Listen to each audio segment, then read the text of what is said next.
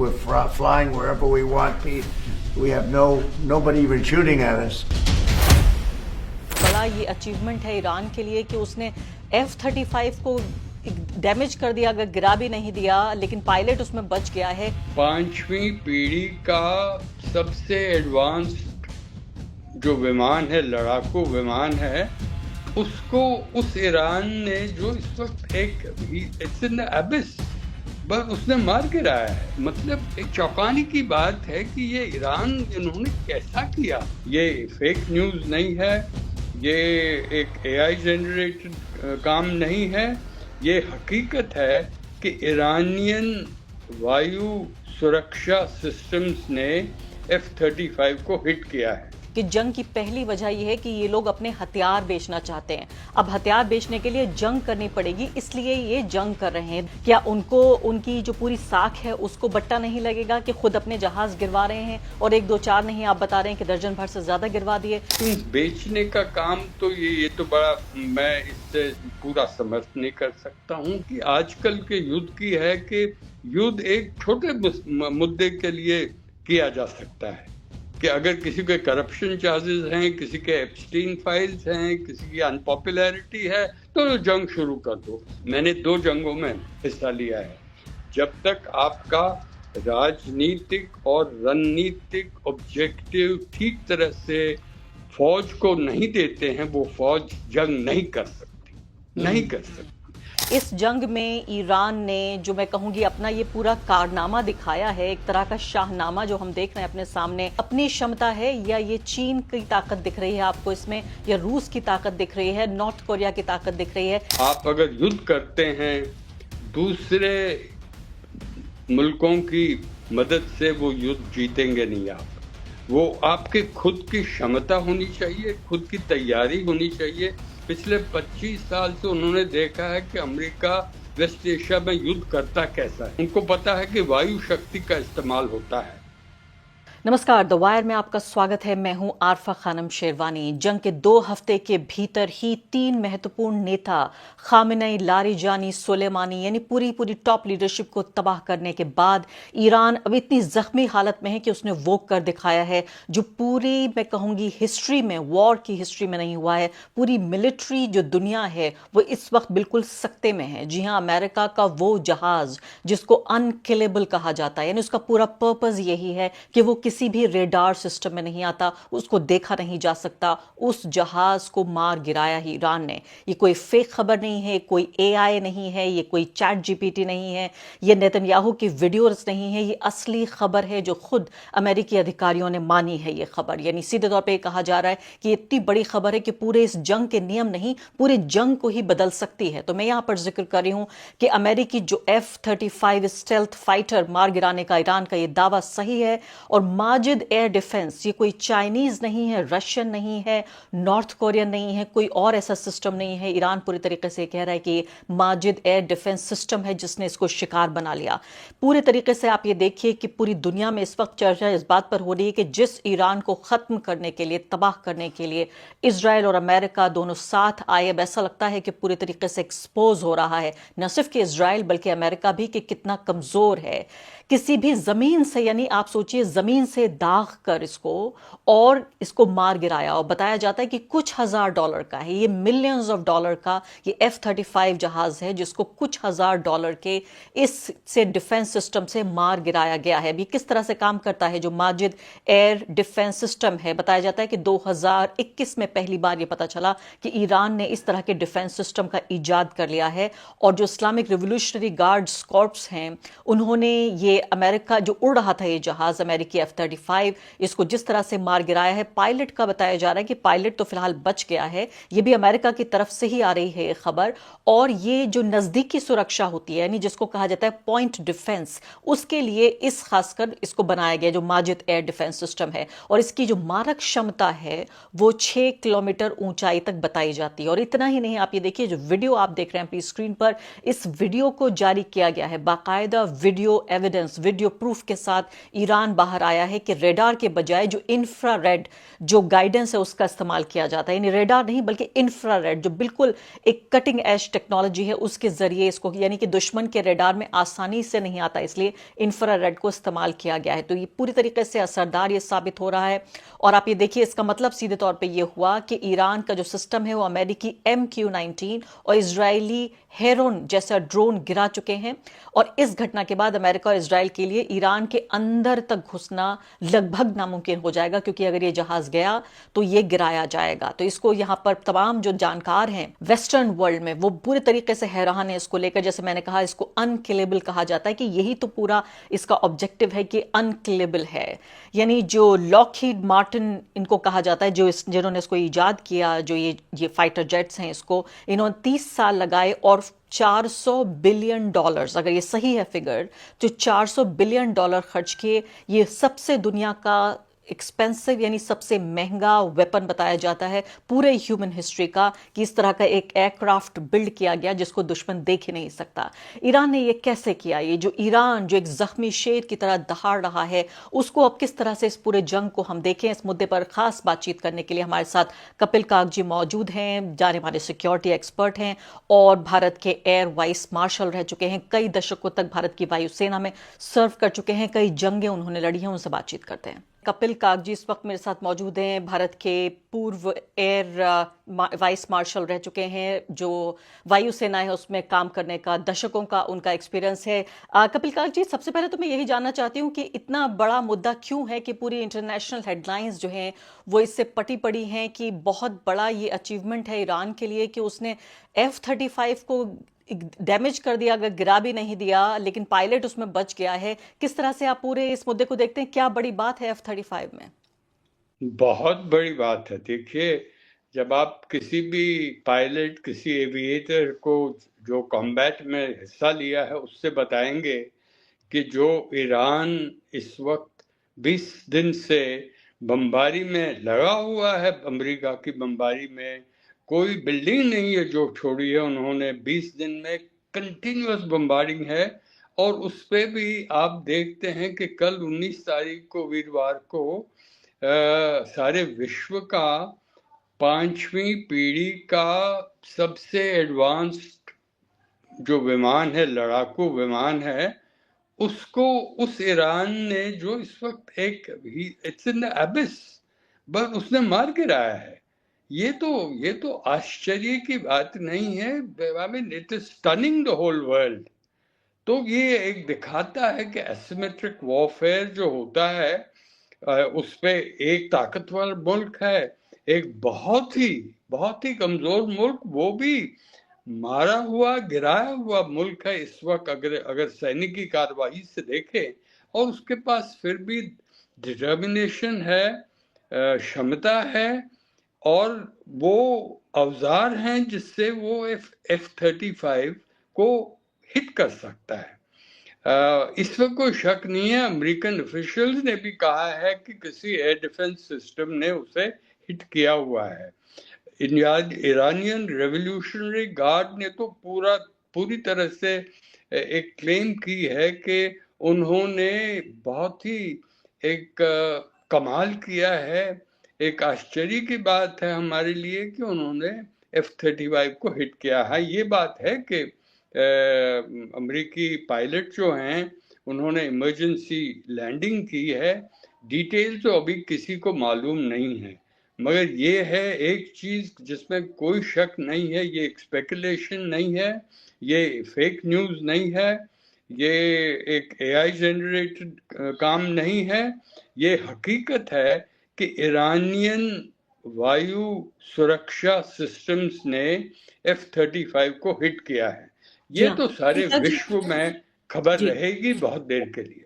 पूरे पूरे विश्व में आप कह रहे हैं कि बहुत दिनों तक ये खबर रहेगी, और एक ऐसा देश जो दशकों से सैंक्शंस में जी रहा है, जिसको सांस भी गिनकर लेने की इजाजत है, जिसके पास अपनी कोई एयर फोर्स तक नहीं है, एक ऐसे देश को जो है ऐसे देश ने दुनिया की सबसे बड़ी जो मिलिट्री पावर है उसके जहाज को मार गिराया है। मुझे बताइए, अगर तकनीकी रूप से इसको देखने समझने की कोशिश करें, और खासकर एक ऐसे वक्त पे जब ये देखिए कि उनकी पूरी टॉप लीडरशिप को तबाह कर दिया है, खासकर अली लारीजानी के जाने के बाद और सुलेमानी के जाने के बाद, तीन सबसे महत्वपूर्ण इनके लोग, खामेनेई, लारीजानी, सुलेमानी, इनको खत्म करने के बाद क्या आपको लगता है कि एक तरह से बदले की आग में ईरान जल रहा है? और दूसरी ये भी बताइए, तकनीकी रूप से कैसे संभव हो पाया होगा ये? नहीं, इससे पहले मैं ये भी एक चीज बताऊं जिस पर इस वक्त अटेंशन सारे विश्व का नहीं है, कि 16 अमेरिकी विमान गिराए गए हैं। उस पे M9 रीपर जो एक बहुत ही एडवांस ड्रोन है वो गिरा है। 3 F-15 कुवैत में कहा है कि कुवैत से गलती हुई है, कुवैत से गलती नहीं हुई है, वो हमारे पास पूरी तकनीकी जानकारी नहीं है। वो कैसे हुआ है कि 3 F-15, 6 जिसमें एक pilot western weapon system operator navigator है उस पे वो गिरा है। उसके 5 KC-135 जो टैंकर्स हैं, जो कि फोर्स मल्टीप्लायर माने जाते हैं सऊदी अरेबिया के एयरबेस पे अटैक के बाद, वो टैंकर उनको बर्बाद किया है। 2 टैंकर का कहा जाता है कि एक कोलिजन हुआ है हवा में, वो कोलिजन नहीं है। जैसे मैंने आपके फोन पे बता दिया है, उस पे एक स्पेशल एक शस्त्र है ईरान के पास, जो एक सरफेस टू एयर मिसाइल है। उसके पास लॉइटरिंग म्यूनिशन से उसने KC-135 को इंफ्रारेड तकनीक की बात कर रहे हैं, इंफ्रारेड सेंसर से उसको हिट किया है। एक तो वो एक विमान तो गिर गया KC-135, और दूसरा विमान जो है उसने इमरजेंसी लैंडिंग की है। तो ये सिर्फ F-5 तो मतलब है एक हॉलीवुड में हमने टॉप एक्टर को तंग किया है, यहाँ पे एक्टरों के साथ कम से कम 16 और एक्टर गए हुए हैं। तो ये भी एक आपके थ्रू में ये विश्व को एक खबर देना चाहता हूं कि सिर्फ एक F-35 को हिट नहीं किया है। जो आपने कहा है कि खमेनाई गए हैं, लारीजानी गए हैं, सुलेमानी गए हैं, तो इसके बावजूद ये कैसे हो रहा है कि ईरान इस वक्त एक तरीके से अपनी ताकत दिखाता है? इसके 4 या 5 मुद्दे ब्रीफली मैं आपको कहना चाहता हूं। पहली जो बात यह है कि वहां पे डिसेंट्रलाइजेशन ऑफ कमांड्स है। आप टॉप लीडरशिप को हटाइए, दूसरी लीडरशिप आएगी। इससे कहते हैं it's a kind of decentralization में 31 एक एरियाज हैं, रीजनल एरियाज हैं, उनकी खुद की मिलिट्री कैपेबिलिटीज है, लॉजिस्टिक कैपेबिलिटी है, लीडरशिप है 7 दर्जों की। मतलब आप नंबर 1 को ले जाइए, 2 को निकालिए, नंबर 7 काम करेगा। रैंक्स भी फर्क होगी मगर पूरी तरह से ट्रेंड है। ये एसिमेट्रिक वॉरफेयर की एक मतलब एक करामात है। देखिए कि अमेरिका ने सोचा था कि वो खमेनाई को हटाएंगे तो खत्म हो गया, मामला खत्म हो गया, ईरान कोलैप्स करेगा। मगर ईरान ने देखा है कि अमेरिका ने युद्ध कैसे की है इस क्षेत्र में, पश्चिमी एशिया के क्षेत्र में, कैसे ईस्टर्न सेक्टर में अफगानिस्तान में और वेस्टर्न सेक्टर में सीरिया हो या इराक हो, या वो उनका ढंग क्या है युद्ध करने का।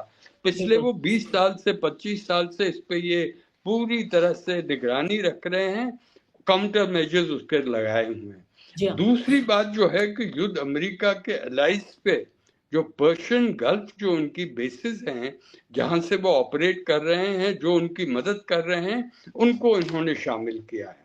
और जो लास्ट ट्रम्प कार्ड था गल्फ स्ट्रेट ऑफ हॉर्मुज, उसका इस्तेमाल ऐसे किया है कि सिर्फ ये वेस्ट एशियन क्षेत्र ही नहीं, सारा आलम इसमें अब लगा हुआ है कि इसकी अर्थव्यवस्था का जो इम्पैक्ट है वो सब आलम पे है, सारे विश्व में है। तो बिल्कुल। चौथा जो आपको कहना चाहता हूं, जो इन्होंने शस्त्र हैं, शस्त्र मतलब अगर आप क्रूज मिसाइल्स के देखें, बैलिस्टिक मिसाइल्स देखें, ड्रोन्स देखें, जैसे जो भी हैं, इनको इन्होंने इनोवेट ऐसे किया है कि ये एक ही औजार नहीं है, एक ही शस्त्र नहीं है, सिस्टम ऑफ सिस्टम्स है। आप पूछेंगे दर्शकों को, ये प्रश्न होगा कि सिस्टम ऑफ सिस्टम होता क्या है इसमें। बात ये है कि इन चारों को ये कंबाइन करके स्वॉर्मिंग के हिसाब से, मतलब स्वॉर्मिंग मीन जैसे आपको बीज काटती है ना, पूरा बीज का एक गुट आता है 50 बीज का, मुझे हिंदी ट्रांसलेशन नहीं है, बट तो आप ये कह रहे हैं कि इसका मतलब हुआ कि एक साथ छोटे छोटे 20 बम गिरा देना एक ही बार में। बिल्कुल बिल्कुल, ये मतलब स्वॉर्म करके वो जो डिफेंसेस हैं, वायु सुरक्षा डिफेंसेस हैं गल्फ में, वो ये देख ही नहीं रहे हैं कि हो क्या रहा है, कंफ्यूज होते हैं, वो गिरा नहीं पाते हैं।